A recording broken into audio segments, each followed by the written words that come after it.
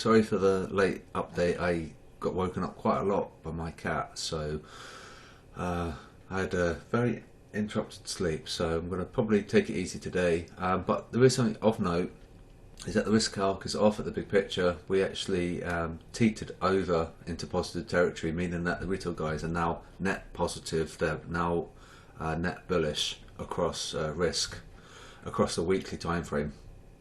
Because of that, we could be a little bit careful, because we don't want the dumb money to be buying dips, and they are now, we can see, because we've got a positive number. VIX is still above 30, so that's a concern, and we'll have to see what happens tomorrow, because if they continue to do this, then it's going to probably spell it's going to spell difficulties and trouble ahead. So that's something to bear in mind. Okay. Bubbles look a bit strange, but we can cover those in a bit. That's alright, no worries. USD is strong on the large time frames, so we can see on the monthly, weekly, daily, H4, it's very strong. Aussie and a little bit of CAD strength as well, and Kiwi on the small time frame. So we are potentially seeing reversal on risk. So maybe you saw my video yesterday on the CSM indicator and how to use it. It's definitely worth getting a copy of. And the instructions are on the main channel, and it's free indicator as well, so do get a copy of that. And Aussie is trying to reverse in the small time frame, so it's strong, so that's telling us that we could be risk on, because the Aussie is a risky currency. We should see CAD, pound and dollar strength on the intraday basis using the synthetic sentiment. So you're looking for greens versus reds, but there isn't really anything particularly red. Kiwi and Euro, maybe we could put Swiss in there as well actually, but they're quite minor. They're not really dark red so much. It's just like, but dollar is dark green, so bear that in mind. Yeah, that's right. So we got the buy signal on the S&P. We came up, and then we got the sell signal here. So I'm looking at price now, and it's continued to go higher. So it might be overlooking the sentiment, but this is usually pretty good. This is usually quite accurate. It was almost like it was 100% accuracy last week. So I am being a little bit wary of this, and because the VIX is so high, and the risk calculation as well. So I'm not sure whether or not this should be going up. We should have come down to flush the stops out. We didn't, so it's a bit hard to say. We didn't really get a signal so much on gold, because we didn't really get a crossover on the 21 MVA, because it was so sideways. We didn't really necessarily get across, but we're going to get a buy potentially if this dips down and crosses the the SSI line. But if they continue to long, then this is going to fall. So it's quite simple. The 5 and the 10 have stabilised, so that's a risk on indication. And before yesterday they had inverted, and now they're stabilised. They're actually equal. That comes down, then we're going to be in increments, and that's going to be okay. So that's like a good risk on indication on on the bond perspective. So yeah, ideally that comes down a bit, and maybe that could come down too, and then it'll be sort of even, and so that'd be quite a healthy sign. Things were back to normal, define normal. So we are living in unprecedented times where the Fed are withdrawing stimulus, and so we shouldn't really expect a pump on risk. So if we see pump on the S&P, which we're currently seeing, and this is maybe a little bit dubious, and considering this is actually a sell as well, so we might want to come up and test these highs. Maybe I don't know, it's difficult to say. We really shouldn't be coming up, because this is a sell signal, but yeah, and then come down. So we are, we're risk on.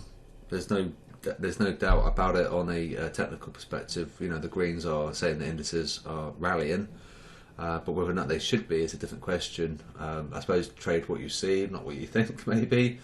So yeah, lots of green, and there isn't actually any red at all. And that's self-explanatory. Risk on currently. Whether this lasts, that's the big question. I don't think it is gonna, but you know, it's who's to say. It's just you know, maybe there was enough bears that had come in, you know, and it's gonna come up and punish those guys.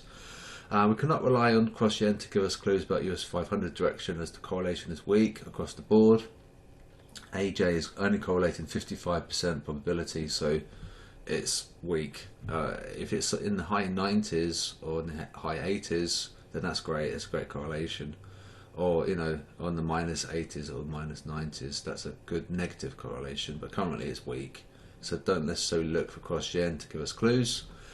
We've got US GDP and Germany's inflation, so they're big data.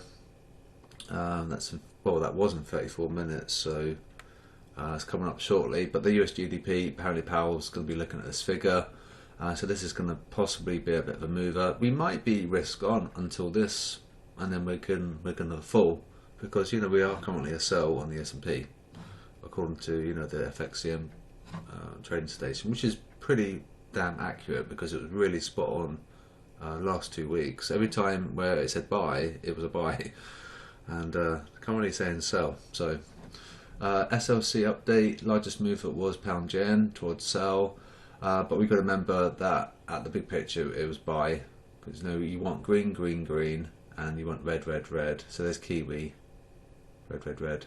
There's Euro Oz, red, red, red. But you've got a lot of mismatch, you see.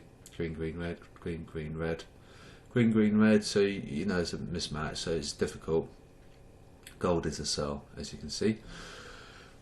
Swiss and CAD are strong, and Euro is weak, and there's gold weakness as well, and pound there as well. So you can see this on the spreadsheet anyway, on the dashboard, on the SOC tab. So pound yen would have netted us a massive 259 pips overnight, would have, but since we currently stick to the false logic where the sheet gets reset at 10 PM, we actually made 51 pips, because we close at 10 PM.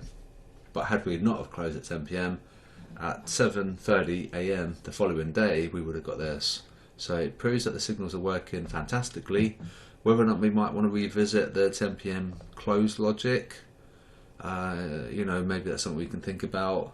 But you know, we're still gathering data, but it's been a massive success so far. And just to recap, we're looking at the currency pair and the basket. The basket has to confirm the move, and the basket is the bubble here. But we're looking at daily bubbles. Okay, so that's key, because before we were looking at weekly bubbles, and now we're looking at daily bubbles. So that's probably the secret sauce. So 259 pips is really good. So I think as long as you moved your stop head at entry and allowed it to run, you'd have done very nicely, which is something I always recommend, having an insurance policy, because you know, you could have had 51 pips, or you could have had like 259 pips. If you just moved your stop ahead at entry, we got it at 160.6, and you know, the current price at 7:30 AM the following day was 163. So you could have moved your stop at 160.8. You could have booked, you know, insured you had 20 pip profit, and whatever happened, you would have got out at 20 pips, but you would have got a humongous reward for that risk. So yeah, so maybe it's a good lesson there. We could maybe look at the 10 PM close logic, but at the end of the day, 51 pips a day is fine. I'm happy with that. That's still really good. So I'll close the video now. I'm really not sure about the S&P. So there's the sell signal there, but however, if they sell it, which they might do, then we can come up. This could be a bear trap, and it's making people think that we're going to revisit those lows. We might not, and so there's going to be maybe a lot of people trapped down here. And that's a scenario we have to think. We have to consider that could be a trap. So this could be horrendous, because we could come all the way up to the highs, and then they're just going to be absolutely slaughtered. So it could be a bear trap. So it's pretty horrible. I think the only thing that I can say is that if you're trading, just know where your exit is. If you don't know where your exit is, then you're going to encounter problems, because if it goes against you, you're going to encounter like a large loss. If you know your exit is, say if you went long and you stop there, if you just as long as you know where your stop is, and if we go below, then okay, then you're out. But but it would have been a good long there if you stopped there, for example. But yeah, it's just really really tricky. And also you see cross yen are taking lots of stops above as well. Here's euro yen, for example. So it is EJ, and we're taking stops above. So you'll see this happen a lot with cross yen. Whether or not this is going to reverse, we'll have to see the size afterwards. And this is why we use the stop loss clusters. If they get smaller, then we can see a reversal. If it gets larger, we're going to come up. So keep an eye on 137.50. So we're only 15 pips away. So there's probably going to be a stop hunt on multiple instruments. And dollar Swiss has an SLC at 1. So that they're predicting, well, they're hoping that we don't go to parity. That's where their stops are.